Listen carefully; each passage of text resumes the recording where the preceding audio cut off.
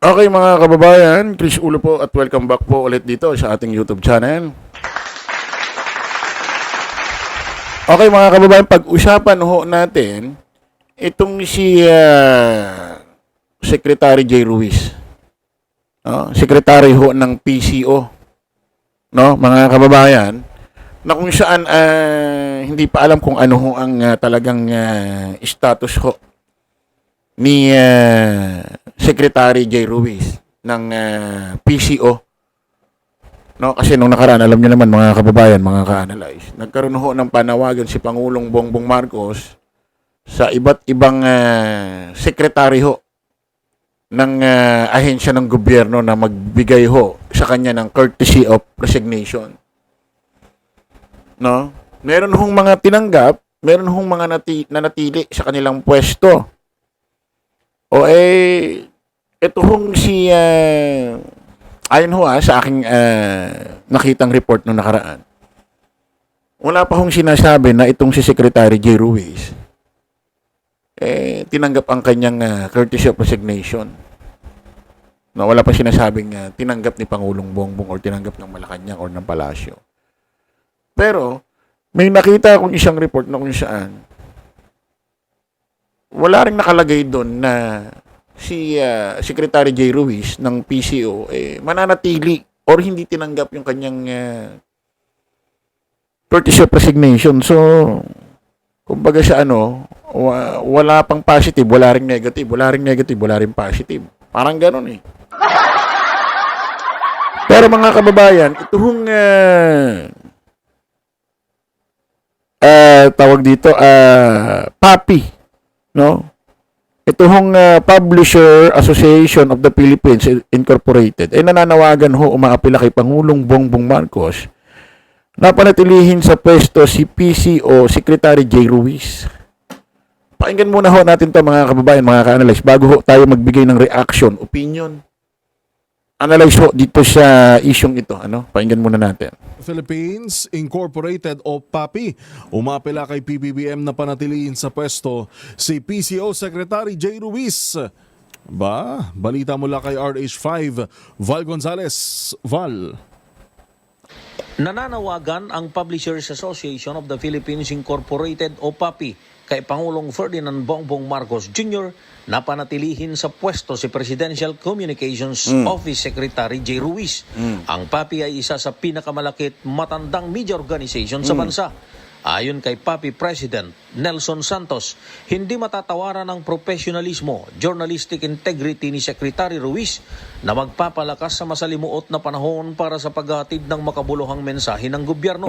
Paliwanag ni Santos, sa kabila ng nirerespeto nilang evaluation process, hindi magandang senyales ang pagpalit kay Ruiz, lalo na ngayong mas kailangan ng malinaw at maasahang komunikasyon sa gitna ng ingay sa politika at public pressure. Aniya, kumpiyansa sila sa integridad at kapasidad na pamunuan ni Ruiz ang PCO.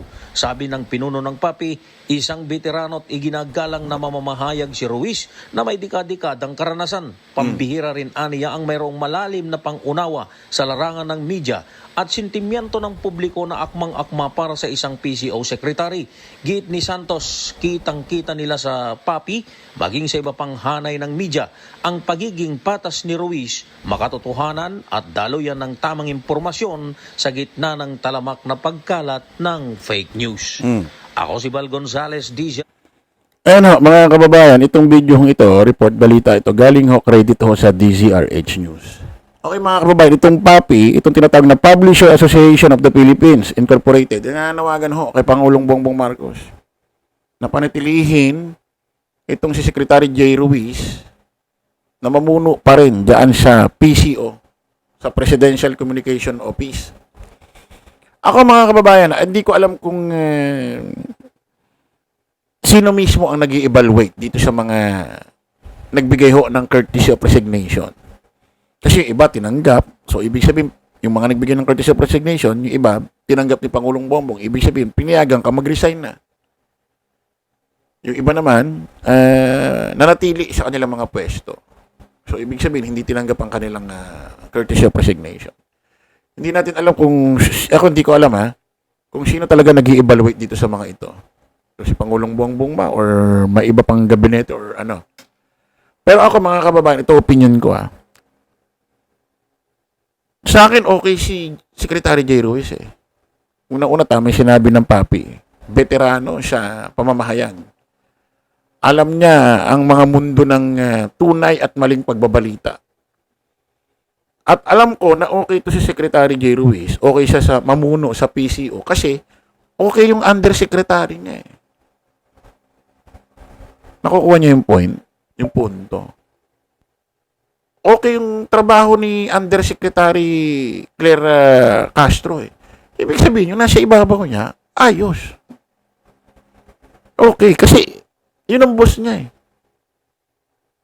Ang boss ni Yusek Claire Castro, kasi undersecretary siya. Naturalmente, ang boss niya, secretary. Tapos boss nung secretary, si J. Ruiz, si PBBM. Okay yung trabaho eh.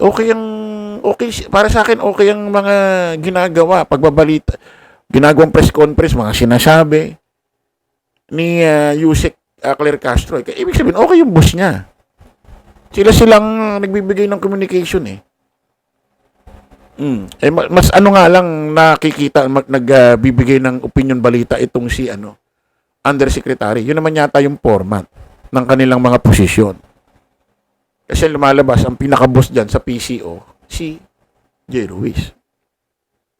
Hindi nga lang natin alam kung paano mag-evaluate si Pangulong Bongbong. Pero kung ako tatanungin nyo bilang isang simpleng vlogger at nakikita ko okay si Yusek Claire Castro, ibig sabihin, okay yung boss niya. Okay yung nagbibigay sa kanya ng...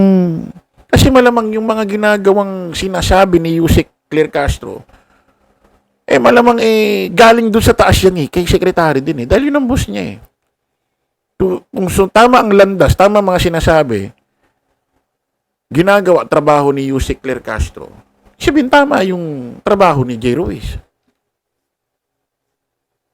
Di ba? Kita mo sa DepEd. Kita mo sa DepEd. Mali-mali yung nasa baba. Yung mga nasa ilalim. Kita mo, mali rin yung nasa ibabaw. Yung sekretary ng DepEd dati, si BP Sara. Okay itong undersecretary. Ibig sabihin, okay yung Okay yung nasa taas. Ganun lang kasimple. Simple as that, baby. Diba? So, sa akin, okay sa akin to. Si Secretary J. Ruiz. Dapat siyang manatili dyan bilang sekretary, mamuno dyan sa PCO. Tama yung sinasabi nitong papi, Publisher Association of the Philippines Incorporated. Sana, dyan pa rin si Secretary J. Ruiz. Sana maisip ni Pangulong Bongbong yun. Na manatili si Secretary J. Ruiz. Kasi okay si inulit ko, okay si Undersecretary Claire Castro. Sabihin, okay yung nasa taas niya. Diba? Kasi kung mali-mali na ang mga sinasabi ni Undersecretary Claire Castro, mali na mga sinasabi niya, mali na pagtatanggol, or nag-grounded na yung mga sinasabi niya, mali-mali na, abay, dapat questioning yung nasa taas niya dahil tao niya yun Diba? Okay yung undersecretary. Sabi, okay yung, okay yung sekretary, yung pinuno, yung sekretary mismo. So, yun po mga kababayan, kita-kita ulit tayo sa panibagong live, panibagong vlog. Paalam po pansamantala. Bye-bye po.